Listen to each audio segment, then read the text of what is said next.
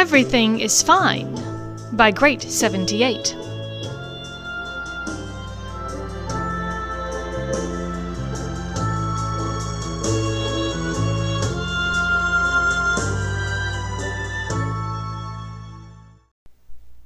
Summary. Newly deceased Draco Malfoy finds himself in the good place. But is everything truly fine? For him, nothing has been fine since 1995. But maybe he's finally found eternal peace with a witch he's had a thing for years. Or maybe the universe is just forking with him. Chapter 1. Arielle. The last thing Draco remembered was a blinding flash of green light. A moment of pain, and then nothing. The next thing he remembered was darkness. Slowly, blackness turned to grey, then grey, shifting into a soft, fuzzy white. As he tried to focus, the white formed into familiarity. Not that he'd ever been here before, wherever here was. But nothing about this place seemed at complete odds with where he'd come from. It appeared to be an ordinary room, with a plain, nondescript tan sofa upon which he sat. 2 small tables stood in far separate corners, each holding an unremarkable green plat. The light beige-coloured walls were clearly designed to neither please nor offend. He blinked, as though clearing the cobwebs from his mind. His eyes crossed, drooped closed, and then snapped open once more. Across the room, written on the wall in crisp green letters, was a phrase that filled him with a vague dread. Not unlike the chicken blood scratch on the walls in the corridor of Hogwarts back in his second year, Draco read the words, and they caused a prickling, tightening sensation in his bollocks. It read, "Welcome. Everything is fine." That was the first indicator that he was utterly fucked. Because for at least the last 6 or so years, nothing in Draco Malfoy's life had been truly fine. During the last 6 years, his father had gone from powerful and overly confident to a shell of his former self. His mother seemed to sleep for mere minutes each night, judging from the dark purple rings under her eyes. His house had been ruled by an egotistical psychopath, the psychopath's pet snake, and the psychopath's sidekick, his very own Aunt Bellatrix. Hell, even his family's peacocks had done a runner after the snake caught one and bit it to death. Draco had been the one to find the bloodied and eviscerated body whilst out for a walk to escape the horrors inside. Fine? No, not even a little bit. Even after the war had ended and Draco had been found innocent of colluding with Death Eaters to overthrow the wizarding world, he still struggled to find his place in that same world. Everywhere he went he was met with mistrust, dislike, and sometimes open loathing. No, things had not been fine. A door to the left that Draco had not noticed before opened. A trim, no-nonsense woman who somehow reminded him a bit of Professor McGonagall stepped through. She was dressed in head-to-toe purple, her dark hair and dark skin both set off brilliantly by the jewel-tone hue. Her suit looked to be an odd combination of muggle and magical that somehow seemed to fit her.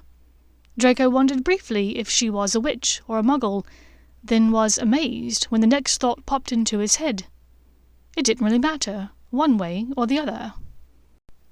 "Draco, come on in."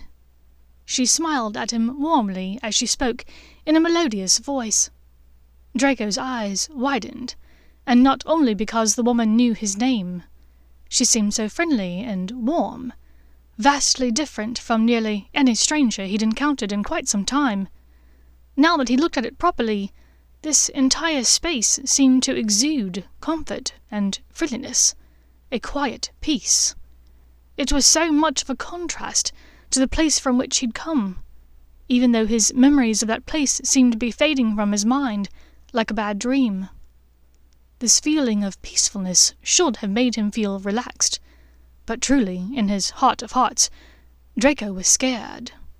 He had known little more than fear for so many years, so to be confronted with the opposite of fear, from an unknown, unfamiliar source, no less, rattled him to his core. Still, no Malfoy would admit to fear when faced with the unknown. He stood, adjusting himself discreetly from where his bollocks had tried to fold up within themselves at the sound of the door opening, and followed the woman through the open door. On the other side was an equally inviting office. Like the first room, it was warmly lit. The woman made her way around the large desk in the center of the room and sat in a chair, swiveling to face him. Draco chose the only other chair in the room, which was directly in front of the desk. This at least felt familiar. He'd often sat across the desk from his father, in Lucius's study. He had coached himself from a young age on how to sit opposite a person behind a desk. He lifted one foot and draped it casually over the opposite knee, noticing for the first time that he was dressed in his favorite dove-grey trousers and saddle-brown dragonhide boots. He looked down to see that his torso was clad in a crisp white Oxford shirt, under a tailored vest that matched the trousers. Apparently it was spring, he thought with detached amusement. Leaning back in his seat, he forced his forearms to relax on the padded arms of the straight-back chair. He offered the woman his most neutral expression. She smiled back at him in a friendly, understanding manner. "Hello, Draco.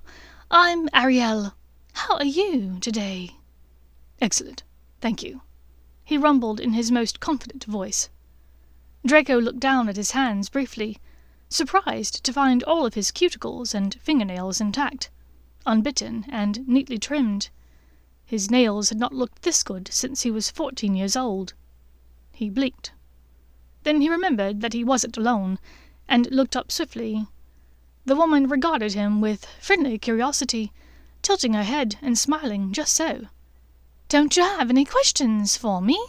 she asked in a genial tone. Just as no Malfoy would admit to fear, neither would they admit to ignorance. "No, I believe the sign out front made everything quite clear." She chuckled softly and nodded. "Well, just to offer you a bit of reassurance, everything is fine. But perhaps I can explain more. Is that all right with you?" "If you feel you must. Please, don't let me stop you," Draco replied with more ease than he felt. That, at least, was a familiar feeling, pretending things were in his control, even when they weren't. "Right, so you, Draco Malfoy, are dead. Your life on Earth has ended, and you are now in the next phase of your existence in the universe." Draco fought to process her words. He failed, but as Malfoy, he would never reveal that failure to another person. "Yes, well, bloody brilliant." Arielle waited a moment. "Do you have any questions now?" Draco steepled his fingers sagely as his mind raced. Gods, yes, 1,000,000 of them. They thundered around in his head like Cornish pixies, bouncing off of the insides of his brain with a speed that was, frankly, frightening. He plucked one from the jumble, seemingly at random. "Who killed me?" Arielle looked pained for a moment, then her visage cleared.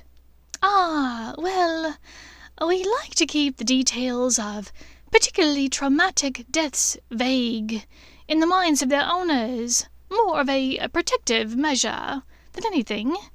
It does not do to dwell on moments of sadness and strife. Best left behind, you understand." Right. This woman clearly knew who had killed him, and didn't want him seeking vengeance or haunting his murderer. Draco nodded curtly and gave her a thin smile, meant to convey his understanding. He'd find out another time. "Is there anything else I can clear up for you?" she asked, shuffling a few papers on her desk that Draco had not noticed before. She closed the folder before he could read anything on the upside-down pages. His silver eyes flashed back up to hers, and he automatically tried to engage his occlumency out of habit. It was a technique he'd used nearly every day for years when looking anyone in the eye for longer than a few seconds. To his utter surprise, it did not work. He wasn't able to draw the curtains closed within his mind easily, and yet, oddly, that did not seem to bother him. The woman simply smiled at him in a friendly way. It was highly disconcerting. "You might be wondering whether you are in heaven or hell," she offered suddenly. He had been wondering. As thoughts go, it was particularly pervasive and a loud thought, but one that he was afraid to ask because of the answer he might receive. As a Malfoy, he was not one to confront personal fear, so this question had been discarded from the draw pile fairly quickly. She continued without waiting for his response. "The concept of heaven and hell is a rather vague one, much discussed but little understood. It's a bit different for everyone, but generally speaking, when you enter the afterlife, there is a good place and there is a bad place." The woman paused. Draco stopped breathing. His fingers tightened on his kneecap, the only tell that belied his nervousness. "You're in the good place. You're okay, Draco. You're in the good place." He hesitated for only a second before matching her friendly expression. They both smiled, and Draco took a deep breath. "Well, brilliant," he heard his voice say. Inside his mind, the Cornish pixies moved into an even higher gear in his frantically racing thoughts. The woman spoke a few more words of kindness and reassurance, but with the buzzing going on inside his head, he had lost the plot of all of it. Because if there was one thing that Draco Malfoy knew, without any shred of doubt in his body, it was this. If the thoughts, words, and actions of his life were written out and laid end to end, measured against any standard of normalcy and decency, they would point to one stark conclusion. He, Draco Malfoy, had done nothing during his time on Earth to deserve ending up anywhere coined the good place. Chapter 2. Bananas. Draco Malfoy was truly dead, and apparently in something called the good place. It was highly surreal, and he struggled to control his breath as random thoughts lit like small fires in his head. Arielle stood, drawing Draco's attention back to her again. "Would it be all right if I showed you around our beautiful town?" she asked kindly. Draco shook his head minutely to regain his focus and stood as well. "That would be smashing, thanks." The door from which they had entered the room did not seem to be there any more. Instead, they departed through a different door, and this one opened onto a land of brilliant light and sunshine. Involuntarily, Draco threw one of his arms up to shield his eyes against the bright glare. As a proper Englishman, he was naturally suspicious of intense sunshine. Once his eyes had somewhat adjusted to the brightness, the pair began to walk. Draco saw that they were stepping along a well-manicured, dark slate path, lined with immaculate shrubs and brightly coloured flowers that looked as though they'd been measured for uniformity using a ruler. Apparently the house elves had made it into the good place as well, he mused. Just ahead, a little town square loomed in front of them, with several people milling about. Some sat at cafe tables or strolled in pairs around the square.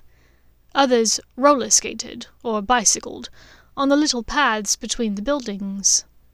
As they drew closer to the crowded square, Draco's forehead wrinkled in befuddlement. Each building was oddly unique. There were slender towers of glass that looked as though a stiff breeze might take them down. A perfectly round building seemed to be covered in black lines and squares in garish primary colours, like a painting in a Muggle museum. One building was a green pyramid, standing on its point.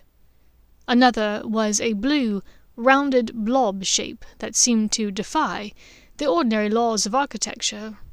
Nary a Gothic style or Georgian structure stood amongst them. This is, an interesting take on building design, Draco offered, because he sensed Arielle at his side, turning to look at him eagerly for his comment on the apparent beauty of the space.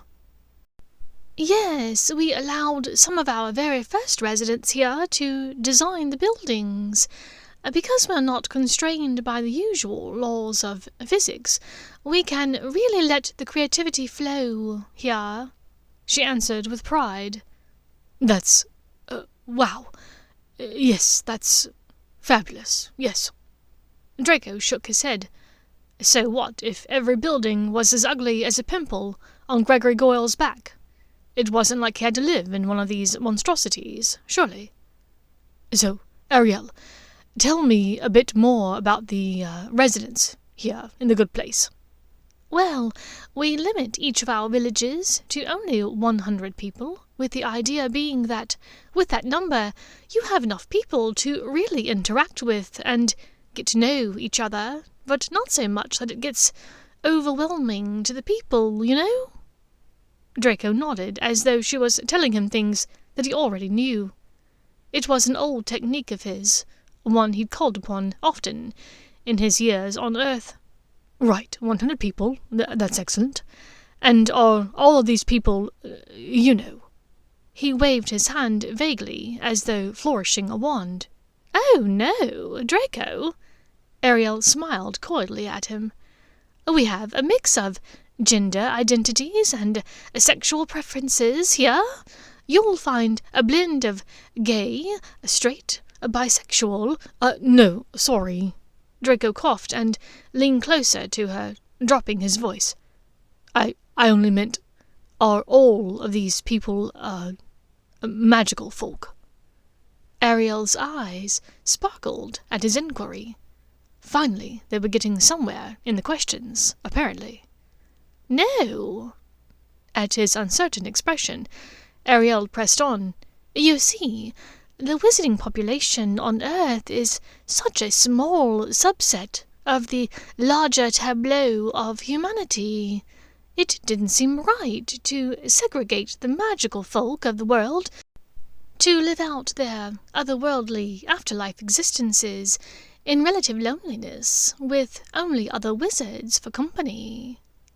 Draco dropped his gaze from her stare in surprise. Funnily enough, he had been brought up to believe exactly that wizard kind was so far above muggles that the very idea of mixing with them would have been appalling to those raised like him, with his pure-blood upbringing. Of course, he muttered. Arielle continued as though they were in perfect accord. That's not to say that there are no other magical people here, of course, though I must tell you something rather, well, important in that regard. Arielle stopped walking now and turned to face him. Her stern look had Draco bracing himself for something big. He had a strong feeling that he wasn't going to like it. The powers that be here in the afterlife have decided that, at least for now, our magical population will need to get by without the proper use of magic.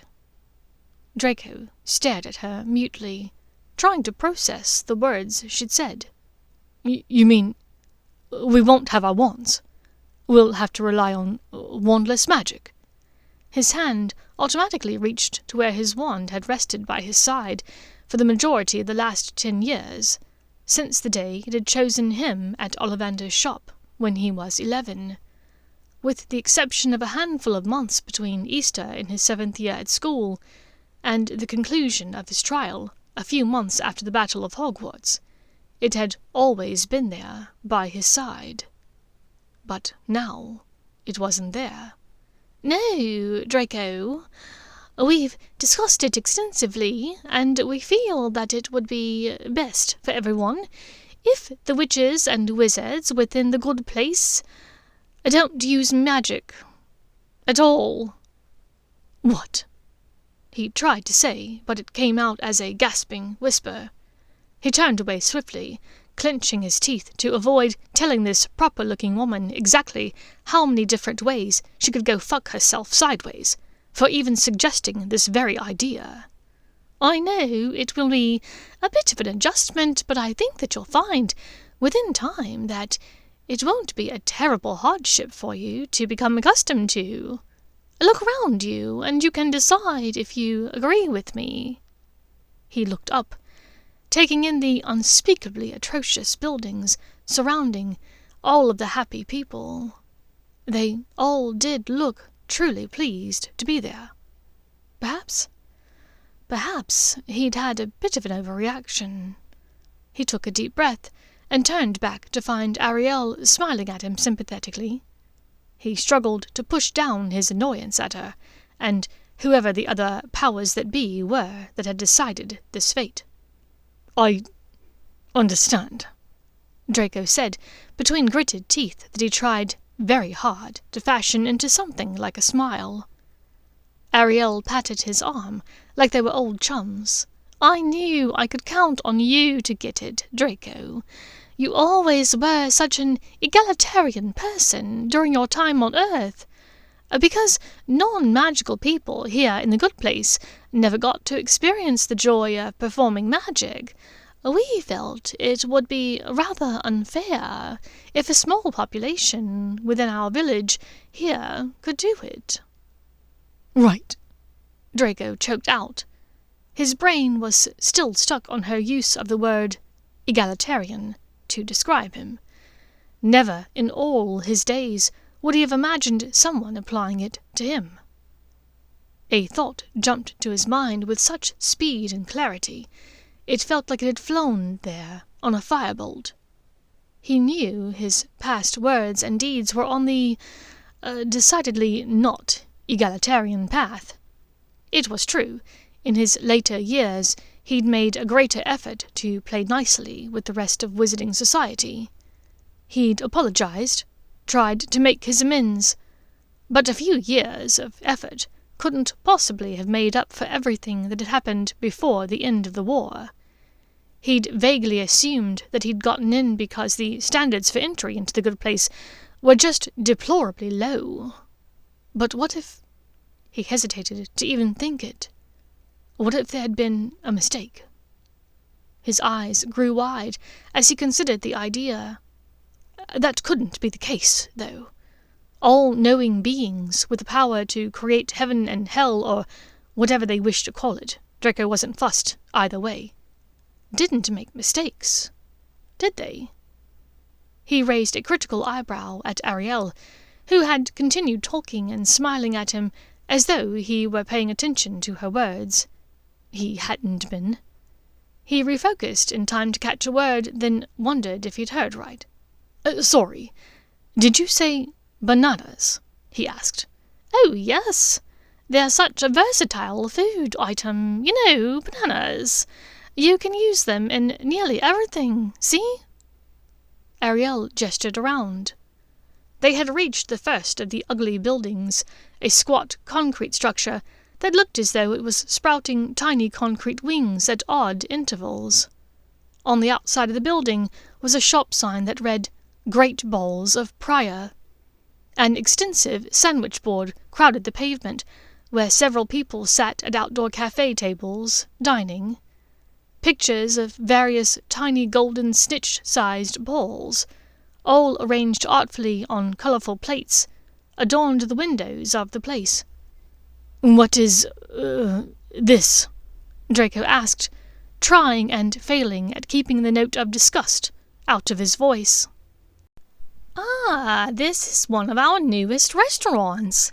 Great Balls of Prior features all variety of sweet and savoury banana balls on its menu. Oh, looks like the special of the day is pulled pork banana balls. They're really good. Although I am partial to the banana and jerk chicken. Still, it seems quite popular today. Shall we try them?" Draco opened his mouth to ask the woman in what insane universe she thought he might want to eat, what sounded like one of the worst food creations known to man. But at her eager expression, he hesitated. Pork banana ball sample? A tired voice at his right shoulder asked. He turned swiftly to find a mustached black man, who looked as though he'd rather be anywhere but here, forcing his bowls into people's mouths on the street. Sorry, Draco asked him, at the same time that Arielle answered, "Oh, lovely!" She took 2 toothpicked bowls from the proffered platter, and without asking if Draco wanted one, held it up to his mouth. Draco felt obligated to open up and take the brown, lumpy bowl between his teeth. It was vaguely porky, and featured a smoky brown sugar and banana flavor. Draco forced himself not to retch. He had once seen Nagini swallow and digest a woman whole, for Salazar's sake. He could swallow this pork and banana thing. He did so with only the tiniest of barely suppressed gags. "Richard, you've outdone yourself. These are splendid," Arielle pronounced. "Allow me to introduce one of our newest residents here in the good place. Draco Malfoy, meet Richard Pryor." Draco forced his jaws apart, appreciating the taste of plain, non-banana-flavored air after the disgusting bowl. The proprietor of Great Balls of Pryor, I take it. The other man sighed. "Yeah, I used to daydream sometimes about opening up a little restaurant when I was alive," he said wistfully. "Got my wish, I guess." "That's jolly good. Brilliant," Draco said to the man, trying not to get overly distracted by the bits of banana-flavored pork stuck in his molars. "You'd think so, wouldn't you?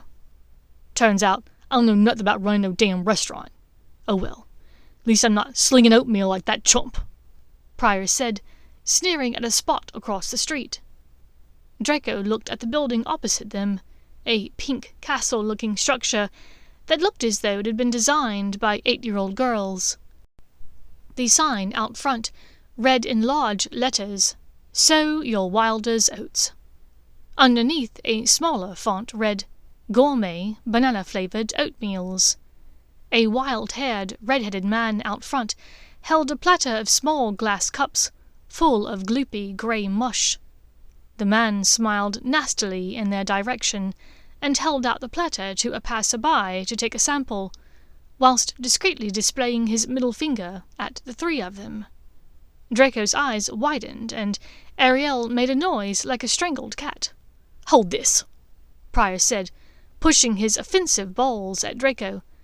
Draco grabbed at the platter to avoid them dropping to the pavement below, which in his estimation could only improve their texture and flavor.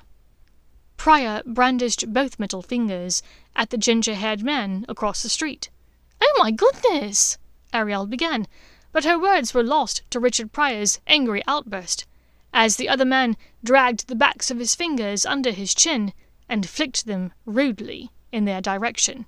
"Oh, it's forking on now!" Richard Pryor grimaced, untying his apron and trying to shove it in Arielle's hands. "No, Richard! No! We've talked about this. Gene is hurt, and he's angry."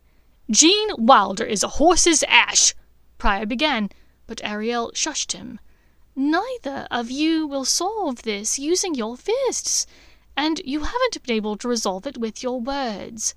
Let's just everyone focus on their own business, and just let bygones be bygones.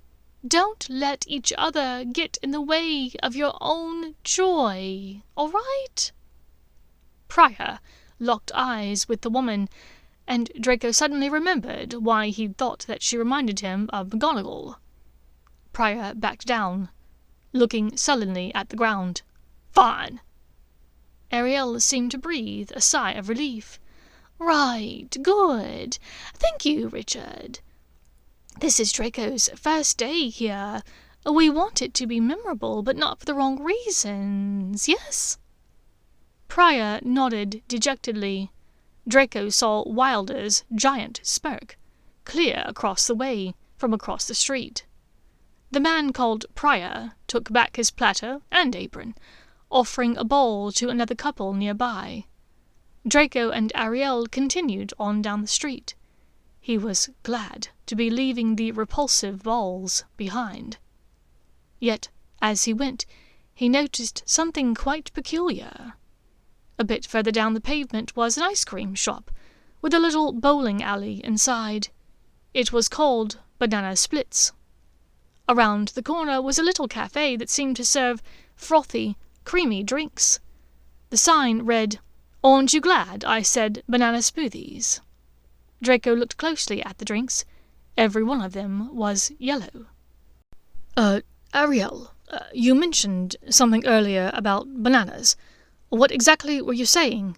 Oh, I was just saying that it's one of the most versatile food substances there is.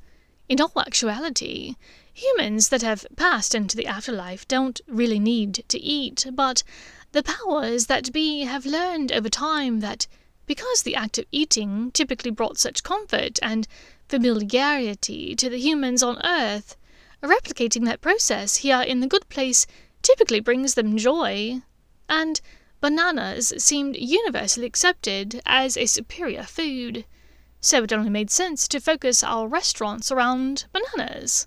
Ah, here, let us try this place, shall we? They had arrived at a tiny bakery called Better Off Bread, which apparently served a variety of banana bread options. Draco felt the Cornish pixies inside of his brain migrate down to his stomach and start a riot. He struggled not to grimace. Bananas had never been his favourite, and the handful of times that he'd been presented with a dish featuring them, he'd only eaten enough to be polite.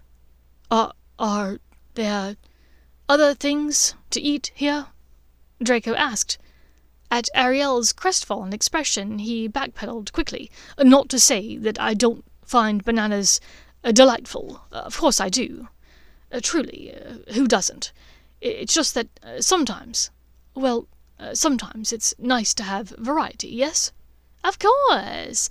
And yes, there are a variety of foods available here, she reassured him. They moved to the counter in the banana bread bakery, and Arielle ordered for them both. Draco could not be sure, but the man behind the counter looked an awful lot like the man who had been offering samples of oatmeal at the Pink Castle down the street.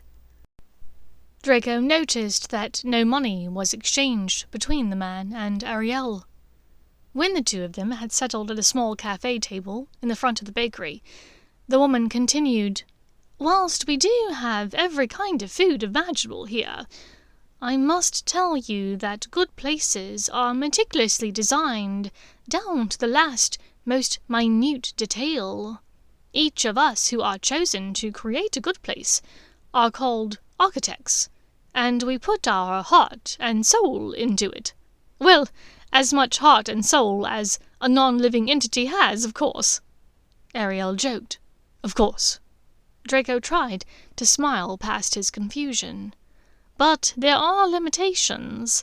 For instance, you can't go beyond certain boundaries within the grounds. There's simply nothing out there, just empty space. But within the bounds of the good place, you can imagine any location, any situation, any scenario, any circumstance, and it can be created for you in perfect detail." At this, Draco inhaled quickly. To be honest, that sounded better than magic anyway. Like a room of requirement, but without the scads of broken furniture and rubbish everywhere. Arielle sensed his excitement. "Oh, yes. In addition, we have all sorts of activities. Flying, sports, socials in the town square, picnicking, swimming. Anything your heart desires for you to do, you can do it here." The brain pixies were already planning a party. There was alcohol and scantily clad women involved. Arielle went on. "But another of the limitations on the good place is that our primary focus is on maximizing happiness for the greater group. And so, only the foods in the restaurants will truly taste amazing, meaning that they will taste exactly as they should. You may ask for other foods in your individual home, but they will not have the same intensity of flavor that you would expect from the food on Earth." "I see," Draco said. So clearly Gamp's laws of elemental transfigurations did not apply here. That was good to know. He was feeling slightly more comfortable with this whole thing. So what if the chocolate gâteau tasted like it was a week old? He apparently did not need to eat here in the good place, in any case. "Before we continue, I do wish to apologize for what we witnessed earlier," Arielle said regretfully. "Richard and Jean were known to have some issues between them during their time on Earth together, but in our defense, when we brought them here, we had no idea how deep-seated their animosity was towards each other. I mean, their chemistry on the screen is nearly second to none, wouldn't you agree?" I'm sorry. Who are we talking about? The two men from earlier? What do you mean, chemistry on the screen? Is this screen some sort of a potions apparatus I'm not familiar with?" Draco asked, confused by the sudden change in subject. "Oh!" Arielle's laughter tinkled delightfully. "I nearly forgot you were a wizard in your previous existence. Perhaps you didn't have a television in your home? Never went to see a film in a theater, is that right?" The pixies in his brain were on a roller coaster. The phrase, "you were a wizard," had hit him like a ton of bricks. Being a wizard had been Draco Malfoy's primary identity for his entire life. Knowing that he was giving that up, that he was becoming just like everyone else, like a muggle, was monumental. He struggled to regain the thread of the conversation. Television. Yes, I... Had he ever watched a television? Yes, he'd seen one before, in a muggle shop. It had been on, and the speed with which the images moved on its surface had been intense. But actually watching one was something he'd never done. Still, he understood that it was a thing muggles did. "I've seen one, yes, but I've never watched one. So, those men, they appeared on television?" "Mostly films, actually. They were highly amusing together. They made several films as a duo. Such a pity they can't get along as themselves," Arielle tisked. Well, such is life, I suppose. All of us are just playing parts sometimes." Draco nodded somberly. "Yes. Well, to return to our earlier topic, you had mentioned that we would be able to ask for other kinds of foods in our homes. Do I have a home?" It felt surreal to Draco to be asking this question. For his entire life, not only had he had a home, but that home had been steeped in such history and pageantry that it felt like a part of him. To not know now where he lived was yet another loop in this roller coaster happening in his stomach. Of course, my apologies." Arielle broke off a bite of banana bread and pushed it into her mouth daintily. Draco waited impatiently whilst she chewed and swallowed. "Yes, we can go to your new home as soon as we're done here. It's a lovely home, designed with your tastes and aesthetic in mind. And the aesthetic of your soulmate, of course, since that person also lives there." The roller coaster in Draco's stomach screeched to a sudden and immediate halt. Every Cornish pixie was thrown violently from the coaster's cart, each of them falling to a painful death as every fibre of Draco's being snagged on this one thought. "Sorry, again. Did you say soulmate?"